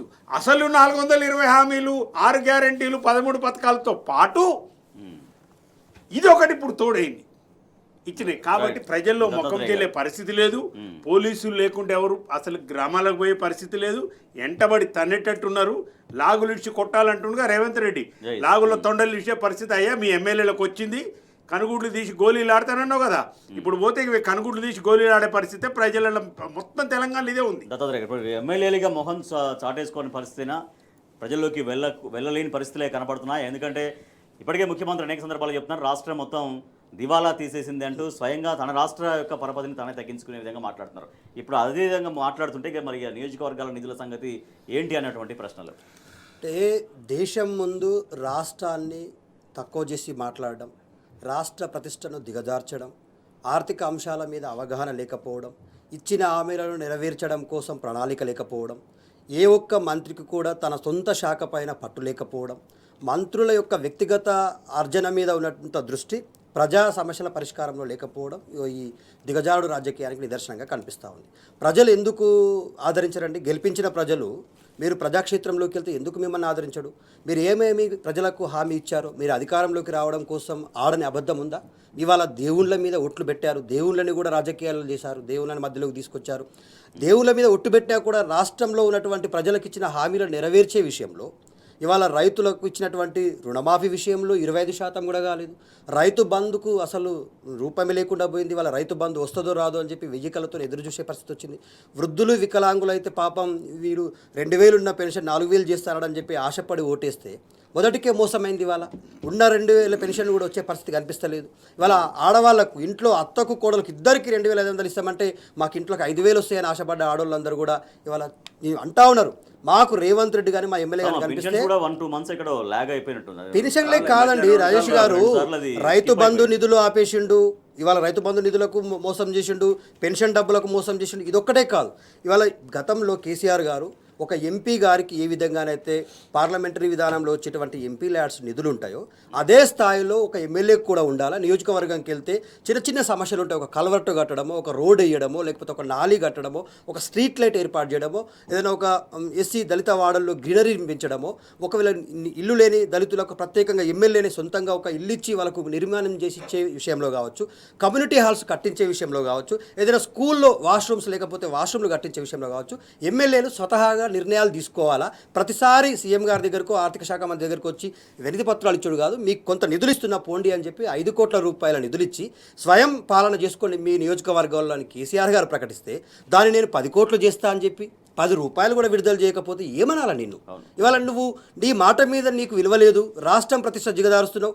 ఉద్యోగులారా ఆలోచించండి. ఇవాళ మీరు ఆనాడు ఆయన కండగా నిలబడితే ఇవాళ మీకు ఆయన మీ వెన్ను విరిచిండు. నిరుద్యోగులు మీరు ఇవాళ ఊరూరు తిరిగి ప్రచారం చేశారు, 2 లక్షల ఉద్యోగాలు సంవత్సరంలో ఇస్తాడు. ఇవాళ మీరు ఆలోచించండి, మరి ఏం జరుగుతుంది? మీకు ఎన్ని రోజులు అవుతుంది నోటిఫికేషన్లు లేక? గతంలో కేసీఆర్ గారు ఇచ్చిన నోటిఫికేషన్లే ఇవాళ ఇప్పటికి కూడా భర్తీ ప్రక్రియలో కొనసాగుతా ఉన్నాయి. అంటే ఎక్కడికక్కడ తెలంగాణ ప్రజలని మాయమాటలు చెప్పి అబద్ధపు హామీలు ఇచ్చి ఇవాళ పరిపాలన చేస్తారు. అంటే కృదలు ఖచ్చితంగా ఇప్పుడు ఎమ్మెల్యేల పైన తిరుగుబాటు జరుగుతుంది. ఇవాళ మీరు ప్రతిష్టాత్మకంగా మేము ఇందిరమ్మ ఇల్లు ఇస్తున్నాం, 5 లక్షల రూపాయలు ఇస్తామని అన్నారు. ఇవాళ 1,00,000 రూపాయలు ఫస్ట్గా లబ్ధిదారుడు పెట్టుకోవాలంటే పేదింటి రైతు దగ్గర, పేదింటి పౌరుడి దగ్గర 5 లక్షల రూపాయలు ఎక్కడికి వెళ్ళి వస్తాయి చెప్పండి? మీరు చెప్పండి. 1,00,000 రూపాయలు ఆయన పాపం అప్పు చేసి తీసుకురావాలా? మరి ఇంకోటి వీటినట ఇప్పుడు ఈ వడ్డీ రుణాలకు అటాచ్ చేస్తామని చెప్తా ఉన్నాడు. ఒకవేళ వాటికి అటాచ్ చేస్తే వాటిపైన వడ్డీ భారం కూడా పడేటువంటి అవకాశం ఉంది అని చెప్పి ప్రజలు ఇవాళ బాధపడతా ఉన్నారు. ఆ ఇందిరమ్మ ఇండ్లకు కూడా నిజంగా చెప్పాలంటే అవి కూడా ఆకాశంలో ఉన్నటువంటి చందమామలాగా ఎదురు చూసే పరిస్థితి కొనసాగుతుందని చెప్పి ప్రజలు అనుకుంటా ఉన్నారు. సో ఎక్కడికక్కడ తెలంగాణ ప్రజలను మోసం చేయడంలో రేవంత్ రెడ్డికి మొదటి ర్యాంక్ వచ్చింది. నువ్వు ఇలా అబద్ధపు హామీల మీద, మోసపు హామీల మీద గ్రౌండ్ కాని పరిస్థితి. సేమ్ టైం అభివృద్ధి అనేది అయితే ఆగకూడదు కదా, అభివృద్ధి అనేది డెఫినెట్గా కొనసాగాలి, నియోజకవర్గాల అభివృద్ధి. సో దానిపైన కూడా ప్రభుత్వం దృష్టి సారించకపోవడంతో ఆ నియోజకవర్గాల అభివృద్ధి ఎట్లా అనే ప్రశ్న. ఇప్పుడు అదే డోలాయానంలో ఉంది తెలంగాణ రాష్ట్ర పరిస్థితి. నియోజకవర్గంలో ఎమ్మెల్యేలు తిరగలేరు, ఎమ్మెల్సీలు పాపం వాళ్ళు కూడా ఏదైనా హామీ ఇస్తే అది నెరవేర్చే పరిస్థితి లేదు. ఇవాళ ఎమ్మెల్యేలు సొంత కాంగ్రెస్ పార్టీ ఎమ్మెల్యేలే కదా బహిర్గతంగా మాట్లాడుతున్నారు. అక్కడిక్కడ కలిసినప్పుడు ఏంది అన్న మీ పరిస్థితి అంటే మేము బయటకు వెళ్ళే పరిస్థితి లేదు తమ్మి అని చెప్పి మాట్లాడతాం. ఇక నియోజకవర్గానికి 10 కోట్లు ఇస్తాం సిడిఎఫ్ ఫండ్ కింద అంటూ ముఖ్యమంత్రి రేవంత్ రెడ్డి ముఖ్యమంత్రి అయిన కొత్తలో చాలా ఆర్భాటంగా ప్రకటించేశారు. కానీ 10 కోట్లు కాదు కదా, 10 పైసలు కూడా వాళ్ళ నియోజకవర్గానికి రాకపోవడంతో అభివృద్ధి పనులు చేయలేక, ప్రజల్లోకి వెళ్ళి మొహం చూపించలేక ఎమ్మెల్యేలు ఇబ్బందులు పడుతున్న పరిస్థితి. అధికార పార్టీ కాంగ్రెస్ ఎమ్మెల్యేలు అయితే ఇక ఆ ఊళ్ళోకి వెళ్తే రానివరేమో గ్రామస్తులు ఊళ్ళలోకి అడుగు పెట్టనీయకుండా చేస్తారంటూ వాళ్ళు ఆవేదన వ్యక్తం చేస్తున్న పరిస్థితి. ఎస్సీ గురుకుల కళాశాలల్ని కుదించే ప్రయత్నం చేస్తోంది ప్రభుత్వం. గురుకుల వ్యవస్థ అంటే ఆ గురుకులాల ద్వారా అందించే విద్య అన్ని వర్గాలకు, అన్ని తరగతులకు చాలా మరింతగా విస్తరింపజేయాల్సినటువంటి అవసరం ఉంటుంది. కానీ దానికి విరుద్ధంగా గురుకుల కళాశాలల్ని కుదించేటువంటి ప్రయత్నం చేస్తుంది. ఎస్సీ గురుకులాల కళాశాలలు కుదింపు జరిగేటువంటి ప్రక్రియ నడుస్తూ ఉంది. నరసింహారెడ్డి గారు, సో గురుకులాలు మరింత బలోపేతం చేయాల్సింది పోయి ఉన్న గురుకుల వ్యవస్థని మరింతగా తిరోగమనంలోకి తీసుకెళ్తున్నటువంటి పరిస్థితి. సో దీని రిజల్ట్స్ ఏం కనిపిస్తాయి? కేసీఆర్ గారి పరిపాలనలో అప్పుడు 100-150 గురుకులాలు ఉంటే దాన్ని దాదాపు 1000 వరకు తీసుకుపోయి బడుగు బలహీన వర్గాలకు సంబంధించి, ముఖ్యంగా దళితులకు సంబంధించి పెద్ద ఎత్తున దీంట్లో ఒక రిక్రియేషన్ లాగా ఉండాలని, చదువే కాకుండా అన్ని ఎక్స్ట్రా కరిక్యులర్ యాక్టివిటీస్ కూడా ఉండాలి. కానీ సెలవు తీసి ఆర్ఎస్ ప్రవీణ్ కుమార్ గారిని పెట్టి ఎవరెస్ట్ కూడా ఎక్కేంత స్థాయికి ఆ గురుకులాలను తీసుకుపోయి భారతదేశంలో నెంబర్ 1గా గురుకుల విద్యను తీర్చిదిద్దిన ఘనత కేసీఆర్ గారిది. ఇప్పుడు కాంగ్రెస్ ప్రభుత్వం వచ్చిన తర్వాత ఏమైంది? 16 నెలల్లో ఫస్ట్ దీని మీద కుట్ర చేసిన ఏంటంటే మూసేసేటట్టుగా చేస్తున్నారు ఇప్పుడు. ఎందుకంటే మండల్లో ఒకటి ఇంటర్నేషనల్ స్కూల్ అనేది పెడుతున్నా అనేది ఆర్భాటంగా ఏదైతే ఇచ్చినారో ఇంటిగ్రేటెడ్ స్కూల్స్, వాటిని ముందు పెట్టి వీటిని ఫస్ట్ అది కట్టేది లేదు, ఈ మూతపడే స్థితికి వచ్చేసింది ఇప్పుడు. ముఖ్యంగా దళితులు ఎవరైతే చదువుకోలేని స్థితిలో ఉండరో, సమాజంలో కింది భాగంలో ఉన్నవారిని అప్లిఫ్ట్ చేయాలని కేసీఆర్ గారు ఈ గురుకులాలను ప్రోత్సహించినారు. భోజనంతో పాటు, డ్రెస్సులతో పాటు ఎవ్రీథింగ్ అక్కడే ఇచ్చేసి. ఇవాళ ఏమైపోయింది? కొన్నిటలనేమో అడ్మిషన్లు ఆపేసినారు, కొన్నిటలనేమో గ్రూపులు క్యాన్సిల్ చేసినారు. అంటే బైపీసీ ఉంటే ఎంపీసీ, ఎంపీసీ ఉంటే సిఈసీ లేకుండా ఇట్లా అన్ని ఓవరాల్గా ఏమవుతుందంటే వీరికి బడ్జెట్ ఇవ్వకపోవటం. మీరు చూసినారు గురుకులాలలో కేసీఆర్ గారు ఉన్నప్పుడు ఒక్క విద్యార్థి కూడా ఫుడ్ పాయిజనింగ్ వల్ల మరణించలేదు. ఇలా సిగ్గుపడాలి రేవంత్ రెడ్డి, నీకు సిగ్గుండాలి. అసలు నువ్వు మనిషివేనా ఆడుతున్నావు? ముఖ్యమంత్రి సంగతి దేవుడిరు తర్వాత అసలు నువ్వు మనిషివేనా? మానవత్వం ఉందా ఏమన్నా నీకు? 56 మంది పిల్లలు అంటే మంచి భోజనం పెట్టడంలోనే నువ్వే ముఖ్యమంత్రివే? నాకు అర్థం కాదు. 56 మంది ఫుడ్ పాయిజన్తో చనిపోతారా అంటే పిల్లలు? సివిల్ సప్లైస్ మంత్రి ఆయన ఉత్తమ్ కుమార్ రెడ్డి ఆడుండ, మరి ఆయనకు సోయి లేదు. సన్న బియ్యం ఇస్తాం, సన్న బియ్యం ఇస్తాం. ఏం సన్న బియ్యం ఇస్తాయి? మంచి బియ్యం సప్లై చేయలేక ఫుడ్ పాయిజన్ అయ్యి విద్యార్థులు చనిపోతున్నారు. 56 మంది చనిపోయినారు. ఎవరు బాధ్యత వహిస్తారా విద్యార్థుల ప్రాణాలకు? మొత్తం కూడా ఈ గురుకులాలకు సంబంధించి ఎట్లాంటి ప్రణాళిక లేదు. ఇప్పుడు బేసిక్ ఏమైంది? రాజేష్ గారు విద్యామంత్రి ఆయనే, 6 శాఖలో 7 శాఖలో ఆయన కిందనే పెట్టుకున్నాడు. వాడికి మంత్రి లేడు. హోంశాఖ ఆయన కిందనే. క్రైమ్ రేట్ పెరిగింది. రాష్ట్రంలో 22%, హైదరాబాద్లో 42%. పోలీసు వాళ్ళ రిపోర్ట్ ప్రకారమే పడింది. దళితులకు సంబంధించి కేసీఆర్ ఇచ్చిన ఏవి కూడా కక్ష కట్టిండు దళితుల మీద రేవంత్ రెడ్డి. ఎందుకు అంటే ఇప్పుడు దళిత బంధు ఆపేసిండు మొత్తం. 10 లక్షలు కాదు, మేము 15 లక్షలు ఇస్తామని చెప్పినావు. అసలు 10 లక్షలు ఇచ్చే రెండో లిస్ట్ సంబంధించి ఆ డబ్బులు కూడా రిలీజ్ చేయలేదు. ఇట్లా గురుకులాలకు ఇది ఇస్తుంది, రిజల్ట్స్ ఇంకేమి ఇవ్వగలిగినావు? ఇక ఏంది ఈయన పరిపాలన? కేసీఆర్ గారు సెక్రటరియట్ రావట్లేదు, నేను బూడుస్తా, అది బూడుస్తా, ఇది బూడుస్తా. కొత్త కట్టిన సెక్రటరియట్ 300 కోట్లు పెట్టి కట్టి నీకు అప్పచెప్తే ఈయన వచ్చి ఇప్పుడు ఎక్కడుంటాడు? ఈ పక్కన కట్టింది, అది కూడా కేసీఆర్ కట్టింది, కమాండ్ కంట్రోల్. అసలు ఒక ముఖ్యమంత్రి రెగ్యులర్గా కమాండ్ కంట్రోల్ పోవడం ఏంది? విచిత్రంగా ఉంది. ఎందుకు దాంట్లో అంటే ఎమ్మెల్యేలు ఎవరు రాకూడదు, విజిటర్స్ ఎవరు ఉండకూడదు, మళ్ళీ సెక్రటరీలు ఎవరు ఉండకూడదు. ఏంది నీ గూడుపుట్ట అనేది? ఇంతకు కమాండ్ కంట్రోల్లో అన్ని ప్రైవేట్ లావాదేవీలు, భూదందాలు, 2000 కోట్ల ఎకరాలు, 2000 ఎకరాలు మీరు ఆక్రమించుకున్నాను కేటీఆర్ గారు చేసిండు. ఏమన్నా దాని మీద ఖండన? 1000 కోట్లు పెట్టి స్వచ్ఛభాయ మీ జగదీశ్వర్ రెడ్డి ఎట్లా వచ్చింది? మీ తమ్ముడు అన్నో వాడికి అంత ఆస్తి ఎక్కడి నుంచి వచ్చింది? మీ బామ్మడికి 10 లక్షలు లేనోడికి 1170 కోట్ల అమృత ఎట్లా టెండర్ వచ్చింది? మీ ఆస్తులు పెరుగుతున్నాయి, ప్రభుత్వం దివాళా తీసిందని ఇంకో చెప్తావు. ఇంటి నుంచి ఫలితాలు ఇస్తారంటే ఎవడ నీకు ఒళ్ళొంగుతలేదా? ఏం పని చేస్తున్నావా, ఏం బీక్తున్నావా? ఇంటి నుంచి నువ్వు ఫలితాలు ఇచ్చేది? సెక్రటరీ రాలేవా? జేఎన్టీ పోలేవా? హైయర్ ఎడ్యుకేషన్ కౌన్సిల్ పోలేవా? అంటే ఇంత అరాచకం ఎస్ దత్తాత్రేయ గారు. ఫ్యూడల్ భూస్వామి ఎట్లా చేస్తారో ఆ విధంగా జరుగుతున్న పరిపాలన దత్తాత్రేయ. తెలంగాణ ప్రజలు కూడా గమనించాలి. దీనికి సంబంధించి ఆలోచన చేయవలసిన బాధ్యత ప్రజల మీద కూడా ఉంది. దత్తాత్రేయ గారు. సో వెబ్సైట్ ఫలితాలు ఇంటి దగ్గర నుంచి రిలీజ్ చేయడం అనేది ఒక విమర్శ అయితే ఇందాక మనం డిస్కస్ చేసినట్టుగా దళిత విద్య పైన కాంగ్రెస్ కత్తి వేలాడుతున్నటువంటి పరిస్థితి ఆ విద్యార్థుల్ని ఆ విద్యకు దూరం చేయడం కోసమా ఏంటి అనేది. అంటే రేవంత్ రెడ్డి గారు నోటి మాటలేమో కోటలు దాటుతాయి, చేతలేమో గడప దాటాయి అన్నట్టుగా ఉంది. ఎందుకంటున్నామంటే దళితులపైన అత్యంత హేయమైనటువంటి నిర్ణయాలు తీసుకున్నాడు. ముఖ్యంగా విద్యా వ్యవస్థకు సంబంధించి గురుకుల విద్యా వ్యవస్థలో మనం 2007లో కో ఎడ్యుకేషన్ అనేటువంటిది ఒకటి ఉండే, దళితులకు సంబంధించినటువంటి సోషల్ వెల్ఫేర్ రెసిడెన్షియల్ స్కూల్. అది దాన్ని మూసివేసేటువంటి ప్రయత్నం చేస్తూ ఉన్నాడు. దాంట్లో భాగంగా కేసీఆర్ గారు చాలా ప్రతిష్టాత్మకంగా బీసీలలో ఉన్నటువంటి బిడ్డలు కూడా విదేశాలకు వెళ్ళి చదవాలని, ఎస్సీలో ఉన్నటువంటి బిడ్డలు కూడా విదేశాలకు వెళ్ళి చదవాలని ఓవర్సీస్ లోన్ పేరు మీద అంబేద్కర్ ఓవర్సీస్ లోన్ మీద 20 లక్షల రూపాయల ఆర్థిక సాయం చేసినటువంటి నాయకుడు కేసీఆర్ గారు. ఇవాళ ఆ పథకానికి రామ్ పలికేసాడు రేవంత్ రెడ్డి. దాంట్లో పాటు ఇవాళ ప్రతి సంవత్సరం దళితుల బాగు కోసం కేసీఆర్ గారు దేశంలో ఏ రాష్ట్రం ప్రకటించిన నిధులు కేటాయించారు. 17,892 కోట్ల నిధులు కేవలం దళితుల సంక్షేమం కోసం కేటాయించిన ఏకైక రాష్ట్రం తెలంగాణ. అది కేసీఆర్ గారి నాయకత్వంలో. ఇవాళ దళిత విద్య పైన కాంగ్రెస్ కత్తి వేలాడుతూ ఉంది. దళితులు చదువుకోవడం రేవంత్ రెడ్డి గారికి ఇష్టం లేదు. ఇవాళ దళిత బంధు అనేటువంటి ఇంతకుముందు అన్నగారు చెప్పినట్టుగా దళిత బంధు కూడా చాలా ప్రతిష్టాత్మకంగా తీసుకున్నటువంటి కేసీఆర్ గారు, దళిత వాడల్లో నిద్ర చేసి దళితుల బ్రతుకులను చూసినటువంటి కేసీఆర్ గారు ఖచ్చితంగా వాళ్ళు కూడా ప్రయోజకులు కావాలా, ఆర్థికంగా స్థిరత్వం పొందాలా, ఆర్థికంగా స్థిరత్వం పొందినటువంటి వ్యక్తి తన పిల్లల్ని మంచి ఎడ్యుకేషన్ ఇచ్చుకుంటాడు అనుకున్నారు. ఎంతో ప్రతిష్టాత్మకంగా తీసుకొచ్చినటువంటి గురుకుల విద్యా వ్యవస్థను మొత్తం చిన్న భిన్నం చేస్తూ ఉన్నారు. ఎందుకంటా ఉన్నామంటే ముఖ్యంగా దళితులు ఎక్కువ స్థాయిలో ఇప్పుడు ఏదైతే ఆర్ఎస్ ప్రవీణ్ కుమార్ గారి నాయకత్వంలో ఈ దళిత విద్యార్థులందరూ కూడా హార్వర్డ్ యూనివర్సిటీలో పిహెచ్డీలు చేస్తూ ఉన్నారు. తెలంగాణ రాష్ట్రంలో 26 మెడికల్ కాలేజీల్లో మెడికల్ సీట్లు సాధించి వాళ్ళు డాక్టర్లు అవుతూ ఉన్నారు. తెలంగాణ రాష్ట్రంలో ఉన్న టాప్ ఇంజనీరింగ్ కాలేజీల్లో ఇంజనీర్లుగా సీట్లు సాధిస్తూ ఉన్నారు. ఇవాళ తెలంగాణ రాష్ట్రంలో 2014 నుంచి 2023 వరకు కేసీఆర్ ప్రభుత్వంలో గురుకుల విద్యార్థులే అన్ని విద్యా ర్యాంకుల్లో కానీ, ఇప్పుడు ఎంసెట్లో కానీ, ఐసెట్లో కానీ, జేఈలో కానీ టాపర్స్గా నిలిచారు.